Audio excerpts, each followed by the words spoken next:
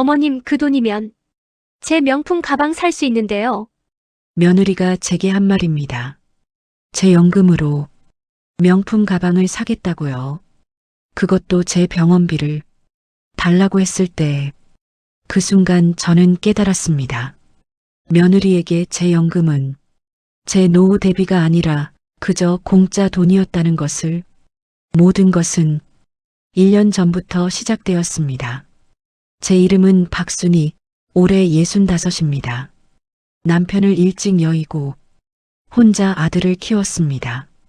평생 일하며 국민연금을 꼬박꼬박 냈습니다. 노후를 대비해서였죠. 65부터 매달 100만 원씩 연금을 받기 시작했습니다. 처음 통장에 100만 원이 들어왔을 때 저는 기뻤습니다. 평생 일한 보람이 이제야 온다는 생각이 들었죠. 1년 전 아들 민수가 결혼했습니다. 며느리 유지는 예쁘고 밝은 아가씨였습니다. 결혼 후 며느리가 제게 말했습니다. 어머님, 통장 관리 제가 해드릴까요? 왜? 어머님 혼자 관리하시면 사기 당할 수도 있잖아요. 제가 도와드릴게요. 저는 그 말이 고맙게 느껴졌습니다. 며느리가 저를 걱정해 주는 것 같았으니까요. 그래, 그럼 부탁할게. 통장과 도장을 며느리에게 건넸습니다. 며느리는 환하게 웃으며 받았습니다. 제가 잘 관리해 드릴게요. 처음 몇 달은 괜찮았습니다. 며느리는 매달 제게 물어봤습니다. 어머님, 이번 달에 필요하신 돈 있으세요? 아니, 괜찮아. 저는 별로 쓸 데가 없었으니까요. 하지만 조금씩 이상한 일이 생겼습니다. 어느 날 저는 친구 경조사에 10만 원을 보내야 했습니다. 며느리에게 말했습니다. 유진아, 경조사비 10만 원 좀 줄 수 있을까? 며느리의 표정이 살짝 굳어졌습니다. 어머님, 요즘 돈 너무 많이 쓰시는 거 아니에요? 뭐, 지난달에도 5만 원 쓰셨잖아요. 저는 어리둥절했습니다. 제 돈인데 왜 눈치를 봐야 하는지, 내 연금인데 내가 쓰는 거 당연하잖아. 그래도 계획적으로 쓰셔야죠. 며느리는 그렇게 말하고 10만 원을 건넸습니다. 하지만 표정이 좋지 않았습니다. 저는 돈을 받으며 뭔가 이상하다고 느꼈습니다. 제 돈인데 왜 허락을 받아야 하는지. 며칠 후 며느리가 백화점에 다녀왔습니다. 손에 큰 쇼핑백을 들고 있었습니다. 뭐 샀니? 가방이요.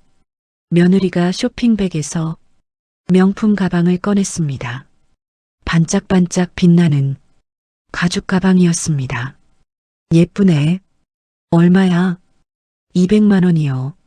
저는 깜짝 놀랐습니다. 200만 원이라니. 그렇게 비싼 걸 샀어? 괜찮아요. 제 돈으로 샀어요. 며느리는 환하게 웃으며 가방을 들어 보였습니다. 저는 고개를 끄덕였지만 마음 한구석이 이상했습니다. 며느리는 전업주부인데 어디서 200만 원이 나왔을까? 그날 밤 저는 침대에 누워 생각했습니다. 며느리가 제 돈이라고 했는데 정말 며느리 돈일까? 혹시 제 연금에서 나간 건 아닐까? 하지만 확신할 수 없었습니다. 며느리를 의심하고 싶지 않았으니까요.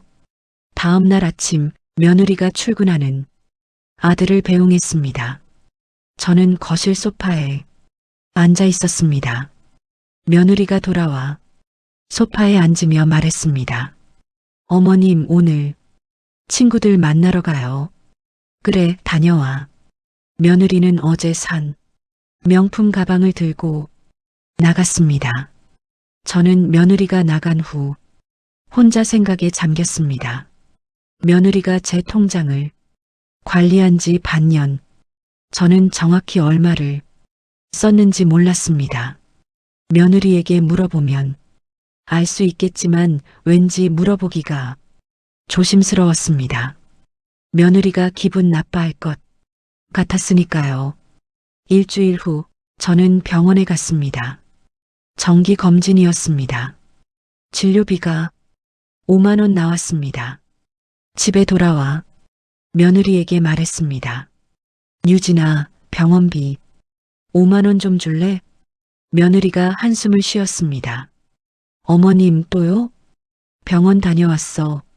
지난달에도 병원비 받아가셨잖아요. 며느리의 목소리에 짜증이 섞여 있었습니다. 정기 검진인데 어쩔 수 없잖아. 그래도 너무 자주 병원 가시는 거 아니에요? 저는 말문이 막혔습니다. 병원비를 달라고 하는데 며느리가 짜증을 내다니 며느리는 지갑에서 5만 원을 꺼내 저에게 건넸습니다. 하지만 얼굴이 좋지 않았습니다. 앞으로는 병원 자주 가지 마세요. 며느리는 그렇게 말하고 제 방으로 들어갔습니다. 저는 5만 원을 들고 멍하니 서 있었습니다. 제 돈인데 왜 이렇게 눈치를 봐야 하는지, 며느리가 왜 제 병원비에 간섭하는지 뭔가 잘못되고 있다는 느낌이 들었습니다. 그날 밤 저는 잠을 이루지 못했습니다. 며느리에게 통장을 맡긴 게 잘한 일일까? 제 돈인데 왜 허락을 받아야 할까? 의문이 꼬리를 물었습니다. 어머님, 그 돈이면 애 영어 학원비인데요. 제가 병원비 5만 원을 달라고 했을 때 며느리가 제게 한 말입니다. 제 건강보다 손주 학원비가 먼저였습니다. 그 순간 저는 알았습니다. 며느리에게 제 연금은 제 노후가 아니라 그저 써도 되는 돈이었다는 것을. 통장을 며느리에게 맡긴 지 6달. 며느리의 지출은 점점 늘어났습니다. 어느 날 저녁 며느리가 백화점 쇼핑백을 또 들고 왔습니다. 이번에는 옷이었습니다. 또 쇼핑했니? 네, 옷 좀 샀어요. 며느리는 당연하다는 듯 대답했습니다. 저는 아무 말도 하지 않았습니다. 하지만 마음속으로는 걱정이 들었습니다. 며느리가 너무 자주 쇼핑을 하는 것 같았으니까요. 며칠 후 손주 학원비 고지서가 집에 왔습니다. 영어 학원비였습니다.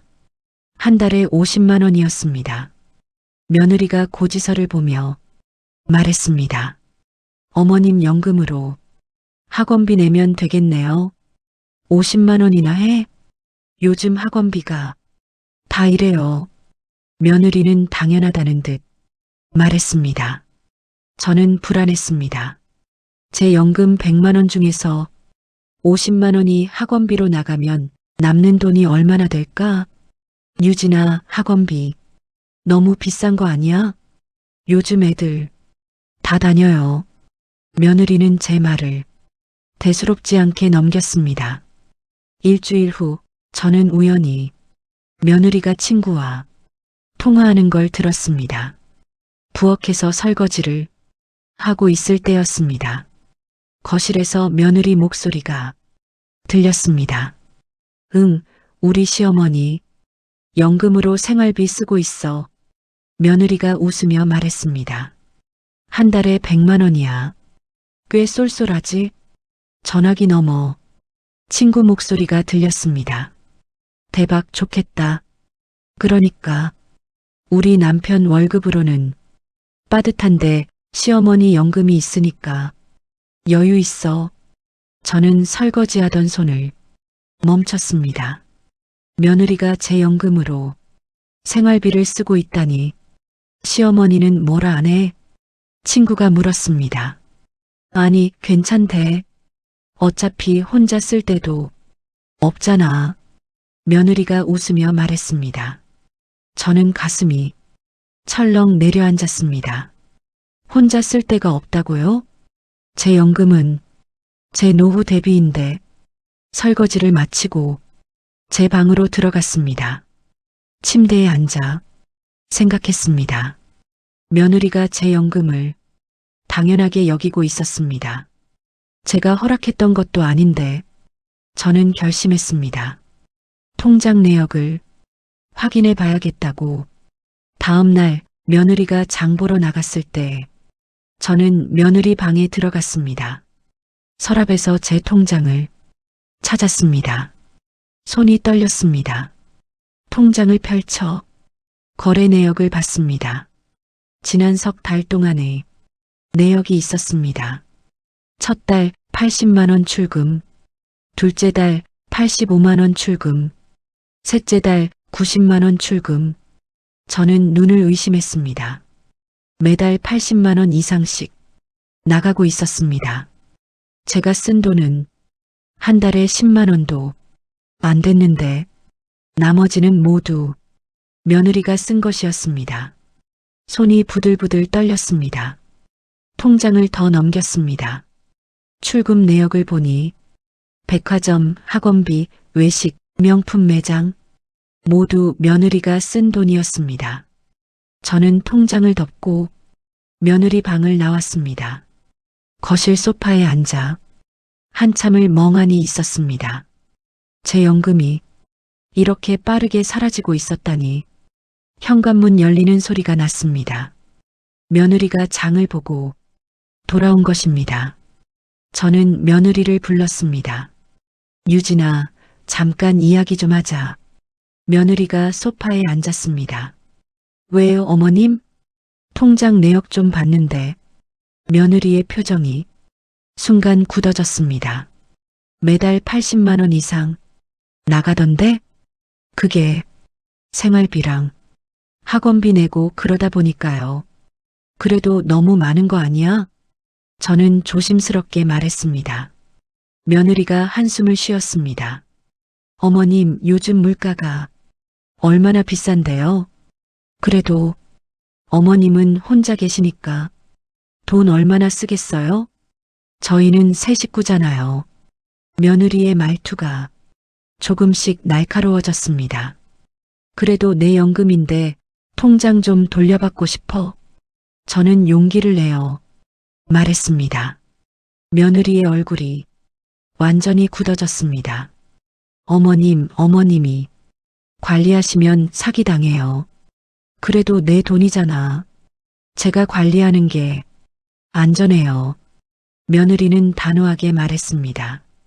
유진아, 통장 돌려줘. 싫어요. 며느리가 거절했습니다. 저는 믿을 수 없었습니다. 제 통장인데 며느리가 안 준다고요? 유진아, 어머님 제가 잘 관리하고 있잖아요. 왜 자꾸 의심하세요? 며느리는 짜증을 내며 일어났습니다. 그리고 제 방으로 들어가 버렸습니다. 저는 거실에 혼자 남았습니다. 가슴이 답답했습니다. 며느리가 제 통장을 돌려주지 않았습니다. 저녁에 아들이 퇴근했습니다. 저는 아들에게 말했습니다. 민수야, 엄마가 유진이한테 얘기했는데 들었어요, 엄마. 아들이 제 말을 끊었습니다. 유진이가 속상해했어요. 나도 속상한데 엄마, 유진이가 알아서 잘하고 있어요. 근데 너무 많이 쓰잖아. 요즘 물가가 비싸요. 그 정도는 써야죠. 아들도 며느리 편이었습니다. 민수야, 그래도 내 연금인데 엄마는 어차피 쓸 데 없잖아요. 아들의 그 말에 저는 할 말을 잃었습니다. 쓸 데가 없다고요? 제 노후 대비인데 아들도 며느리처럼 생각하고 있었습니다. 저는 더 이상 말하지 않았습니다. 그날 밤 저는 잠을 이루지 못했습니다. 며느리도 아들도 제 편이 아니었습니다. 제 연금은 제 것이 아닌 것 같았습니다. 며느리와 아들의 공동 재산이 된 것 같았습니다. 저는 천장을 보며 생각했습니다. 이대로는 안 된다고, 뭔가 해야 한다고. 시어머니 장점, 연금 100만 원 매달 안정적 수입, 돈 쓸 데 없음. 시어머니 단점. 요즘 자꾸 통장 달라고 함, 예민해짐. 며느리 수첩에 쓰여 있던 글입니다. 저는 며느리에게 사람이 아니었습니다. 장점과 단점을 따지는 수입원이었습니다. 그것도 돈 쓸 데 없음이라는 수식어가 붙은 그 글을 본 순간 저는 알았습니다. 제가 이 집에서 어떤 존재인지 통장을 돌려받으려 했던 후 며느리의 태도가 더 차가워졌습니다. 어느 날 오후 저는 병원에 가야 했습니다. 정기 검진이었습니다. 며느리에게 말했습니다. 유진아, 병원비 5만 원 좀 줄래? 며느리가 한숨을 크게 쉬었습니다. 어머님 또요? 이번 달에 벌써 세 번째예요. 검진 받아야 해서 어머님 예민하게 구시는 거 아니에요? 며느리의 말에 저는 할 말을 잃었습니다. 예민하다고요? 병원에 가는 게 예민한 거라고요? 나 아픈데 요즘 어르신들 다 그래요. 나이 드시면 여기저기 아프시잖아요. 며느리는 무심하게 말했습니다. 마치 제 병이 대수롭지 않다는 듯이 며느리는 지갑에서 5만 원을 꺼냈습니다. 하지만 제 손에 던지듯 건넸습니다. 저는 돈을 주우며 가슴이 아팠습니다.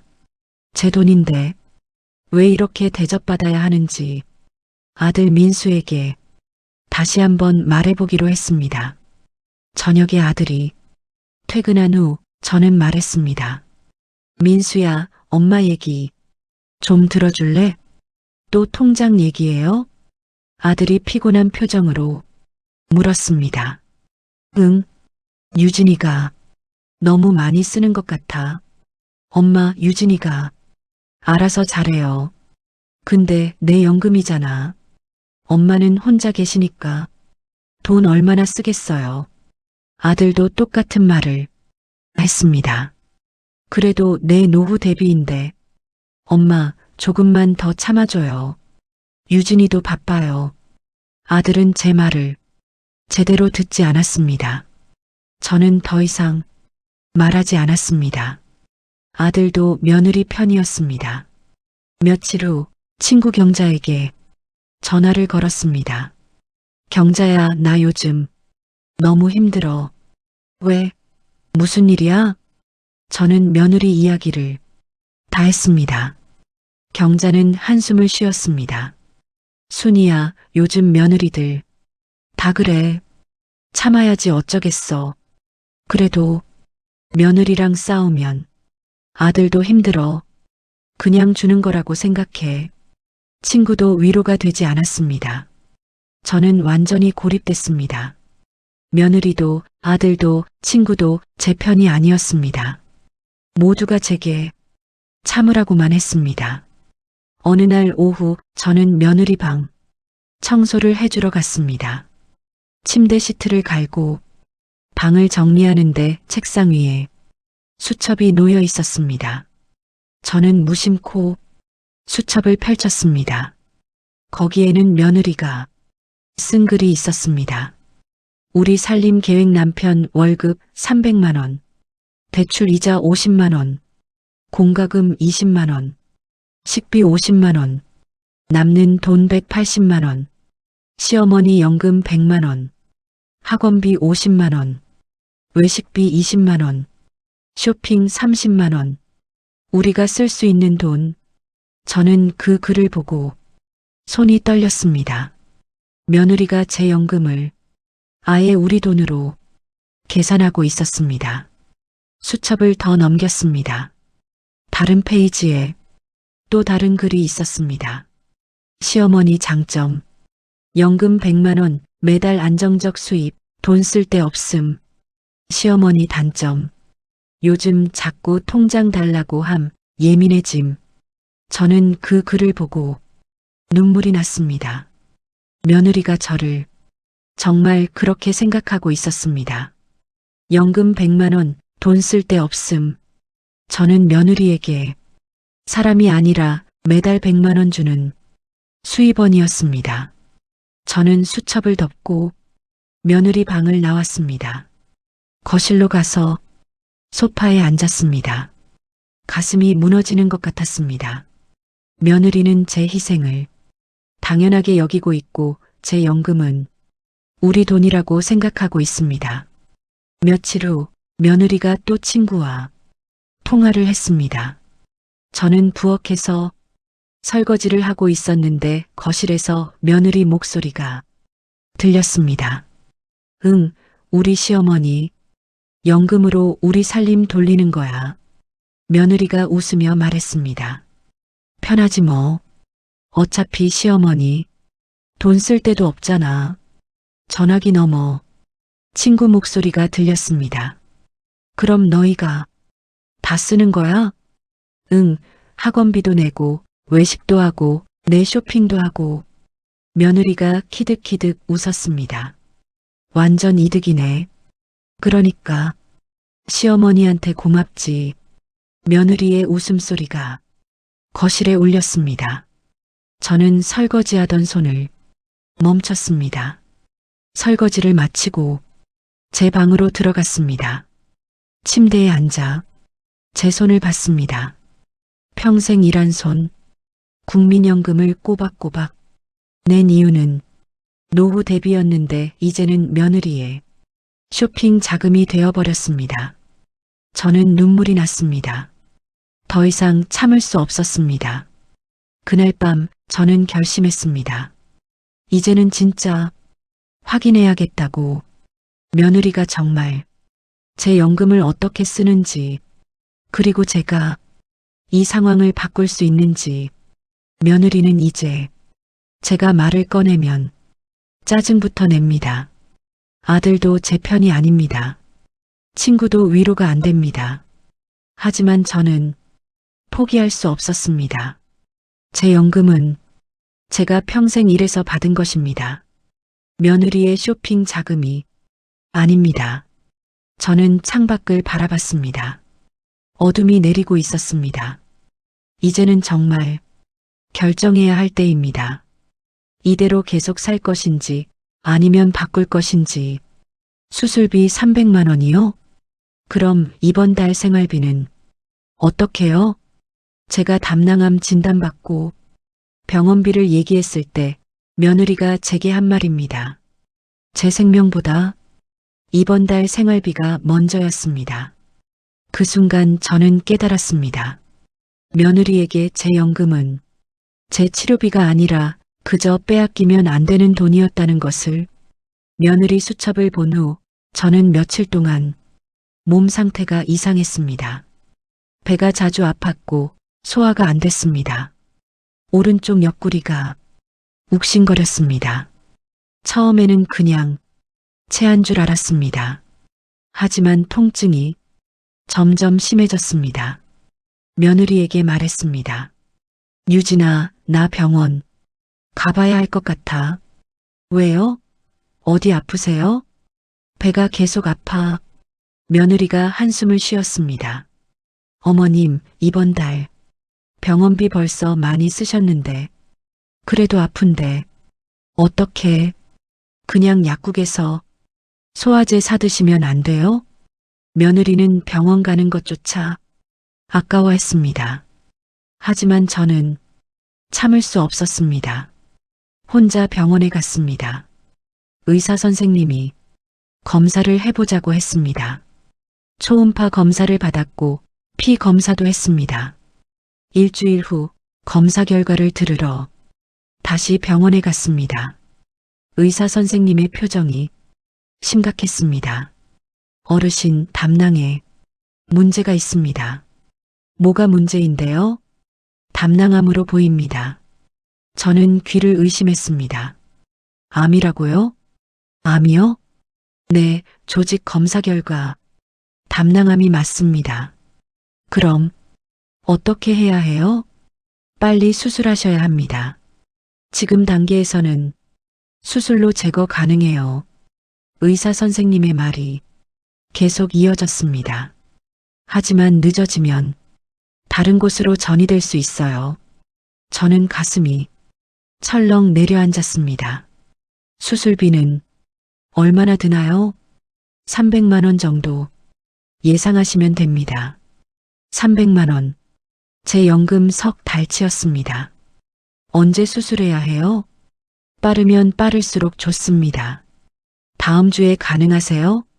저는 고개를 끄덕였습니다. 병원을 나와 집으로 돌아왔습니다.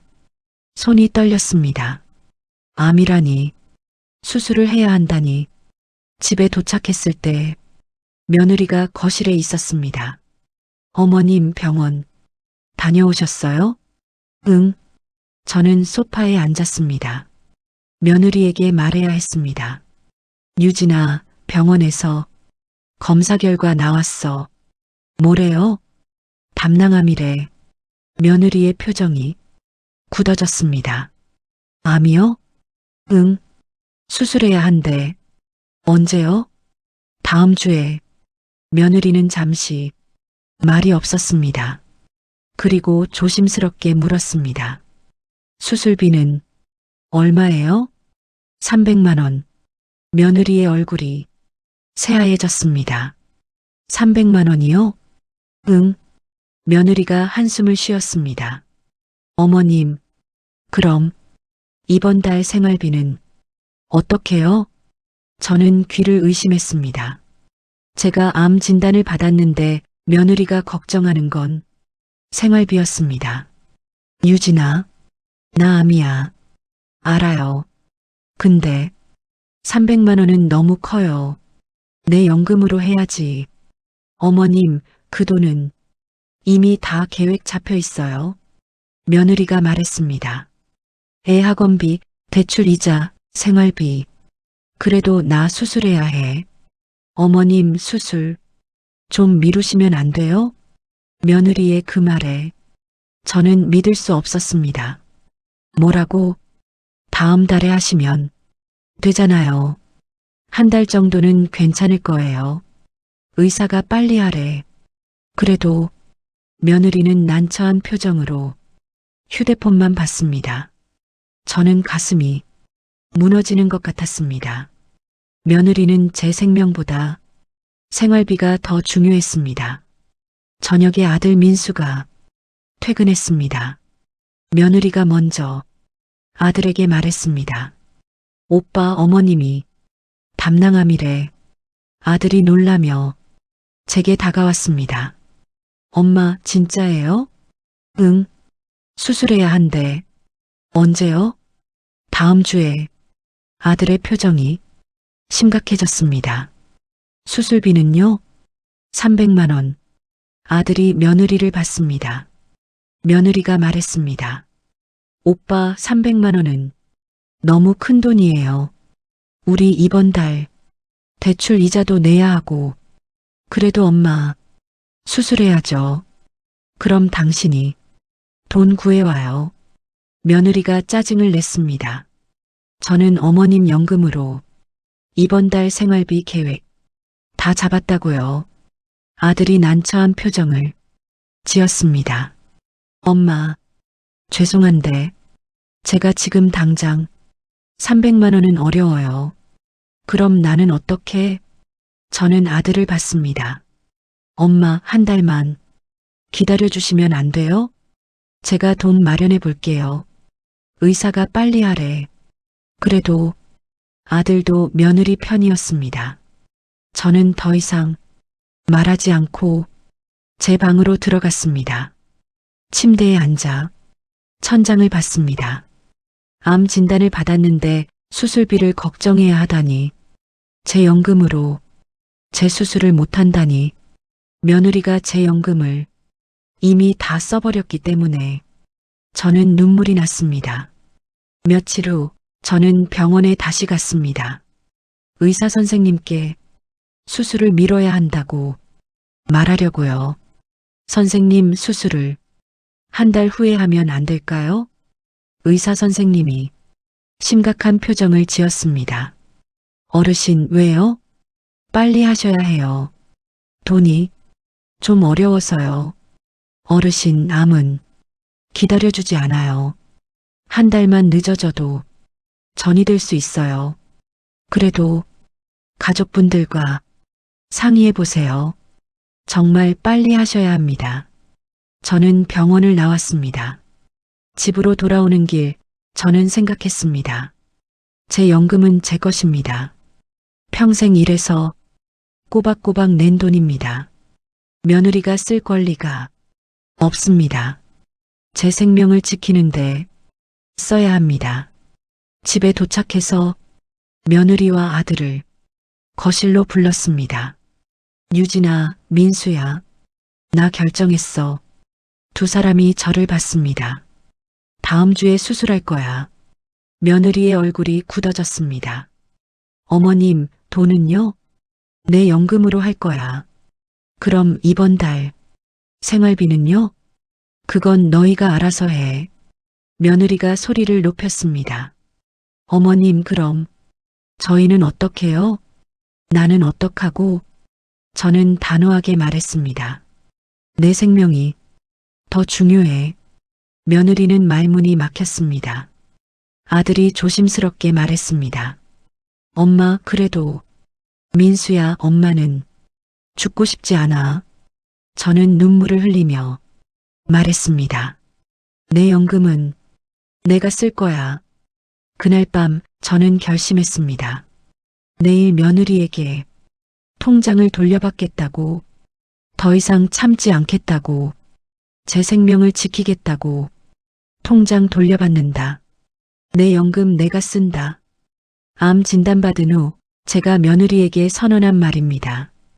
65살 평생 일해서 받은 연금을 처음으로 제가 되찾은 순간이었습니다. 며느리의 얼굴이 새하얘졌습니다. 하지만 저는 더 이상 물러서지 않았습니다. 다음 날 아침 저는 며느리를 불렀습니다. 유진아, 통장 내놔. 며느리가 놀란 표정으로 저를 봤습니다. 어머님, 무슨 말씀이세요? 내 통장 돌려달라고. 어머님, 제가 관리하는 게 나아요. 아니야. 내가 할 거야. 저는 단호하게 말했습니다. 며느리의 얼굴이 굳어졌습니다. 어머님, 그럼 저희는 어떡해요? 너희가 벌어서 살아. 어머님 연금으로 생활비 쓰고 있는데 그건 내 허락도 안 받았잖아. 며느리가 말문이 막혔습니다. 1년 동안 내 연금 800만 원 이상 썼잖아. 그게 나는 5만 원 쓰는 것도 눈치 봤는데 너는 명품 가방 사고 외식하고 다녔어. 며느리가 고개를 숙였습니다. 통장 지금 당장 내놓고 비밀번호도 알려줘. 어머님, 안 주면 경찰 부를 거야. 저는 진심이었습니다. 며느리는 할 수 없이 제 방으로 들어가 통장을 가져왔습니다. 손이 떨리고 있었습니다. 여기요. 며느리가 통장을 건넸습니다. 저는 통장을 받아들고 비밀번호를 물었습니다. 비밀번호는? 며느리가 숫자를 말했습니다. 저는 그 자리에서 은행에 전화를 걸었습니다.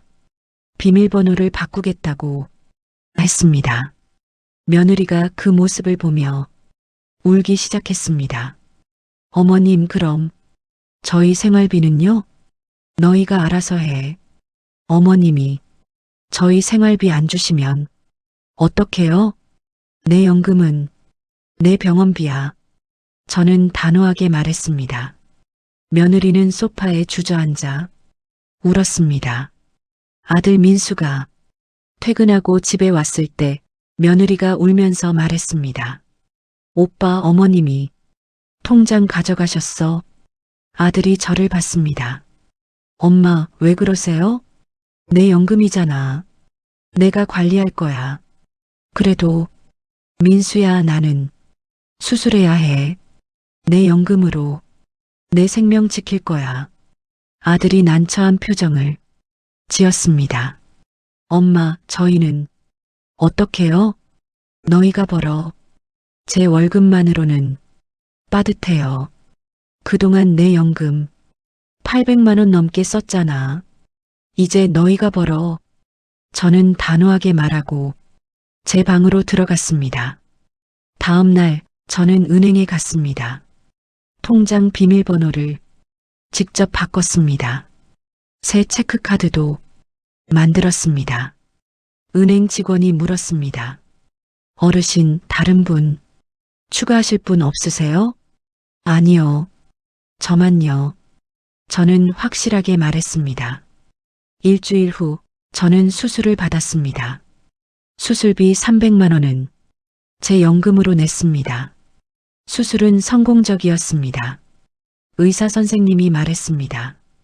잘 제거했습니다. 다행히 전이 되지 않았어요. 저는 안도의 한숨을 쉬었습니다. 그리고 한 달이 지났습니다. 제가 연금 통장을 회수한 후 며느리와 아들의 생활이 완전히 바뀌었습니다. 아들 월급 300만 원으로만 살아야 했으니까요. 어느 날 며느리가 아들에게 소리치는 게 들렸습니다. 오빠, 이번 달 학원비 어떡해요? 학원 끊어야 할 것 같아. 그럼 애는요? 어쩔 수 없잖아. 며느리의 목소리가 다급했습니다. 며칠 후 며느리가 명품 가방을 중고로 팔았습니다. 200만 원 주고 산 가방을 80만 원에 팔았습니다. 며느리가 한숨을 쉬며 말했습니다. 이것밖에 안 된대. 생활비가 부족했던 겁니다. 저는 그 모습을 보며 아무 말도 하지 않았습니다. 2달이 지났습니다. 며느리는 외식을 한 번도 못했습니다. 쇼핑도 못했습니다. 손주 학원도 끊었습니다. 아들 월급만으로는 빠듯했으니까요. 어느 날 저녁 며느리가 구인 광고를 보고 있었습니다. 뭐하니? 일자리 알아보고 있어요. 며느리의 목소리가 지쳐 있었습니다. 제가 벌어야죠. 며느리는 결국 파트타임 일자리를 구했습니다. 마트 계산대였습니다. 하루 5시간 주 닷새 근무, 한 달에 100만 원을 받았습니다. 며느리가 일을 시작한 후 집안 분위기가 달라졌습니다. 며느리는 아침 일찍 나가서 저녁 늦게 돌아왔습니다. 손주는 어린이집에 보냈습니다. 어느 날 저녁 며느리가 집에 돌아와 소파에 쓰러졌습니다. 아, 너무 힘들어. 며느리가 신음했습니다. 발이 끊어질 것 같아. 며느리의 발이 퉁퉁 부어 있었습니다. 하루 종일 서서 계산대를 지킨 탓이었습니다. 저는 며느리를 보며 생각했습니다. 이제야 일이 얼마나 힘든지 알겠구나. 3달이 지났습니다. 며느리는 계속 일했습니다. 어느 날 밤 며느리가 월급 명세서를 보며 울고 있었습니다. 100만 원. 이것밖에 안 돼. 며느리가 중얼거렸습니다.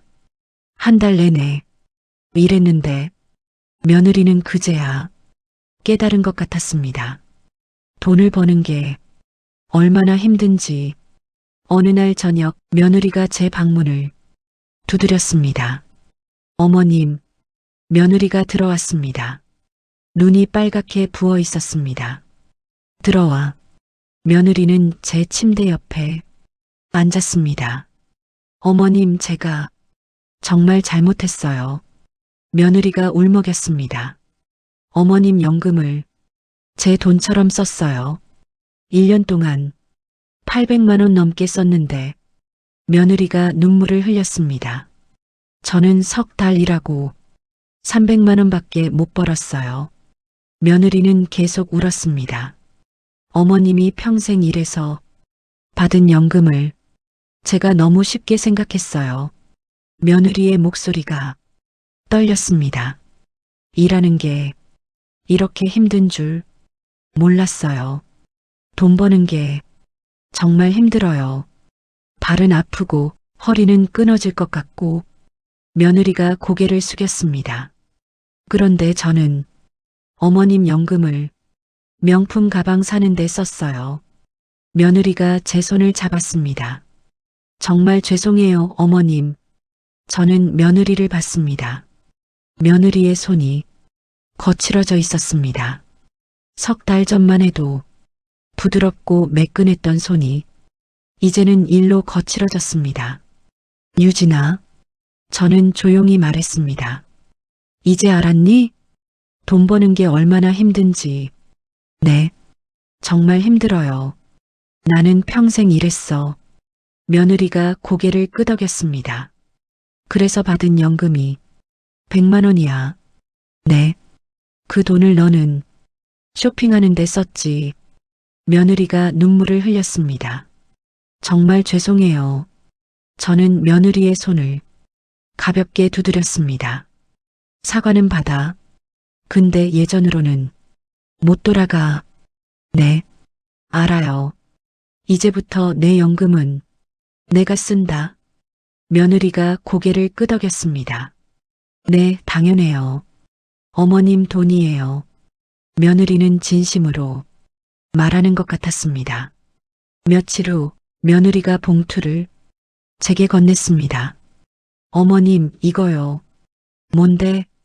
제 월급에서 조금이요. 봉투 안에는 50만 원이 들어 있었습니다. 아니야, 괜찮아. 어머님, 받아주세요. 제가 쓴 거 조금이라도 갚고 싶어요. 저는 봉투를 받았습니다. 고마워. 며느리가 말했습니다.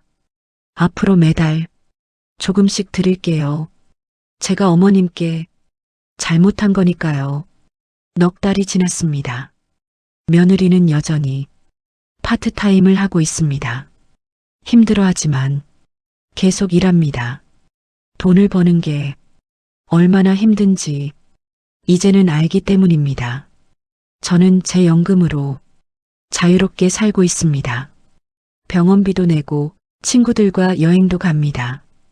어느 날 저녁 저는 통장을 꺼내 잔액을 확인했습니다. 수술비를 내고도 아직 여유가 있었습니다.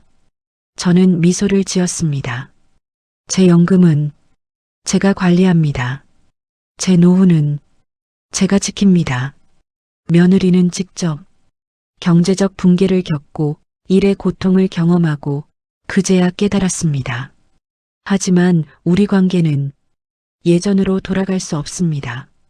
1년 동안의 상처는 쉽게 지워지지 않으니까요. 저는 창밖을 바라봤습니다. 저녁 노을이 아름답게 물들어 있었습니다. 제 통장을 꼭 쥐고 생각했습니다. 평생 일해서 받은 연금, 이제는 제가 씁니다. 며느리의 쇼핑 자금도 생활비도 아닙니다. 제 노후이고 제 생명입니다. 그리고 제 존엄입니다.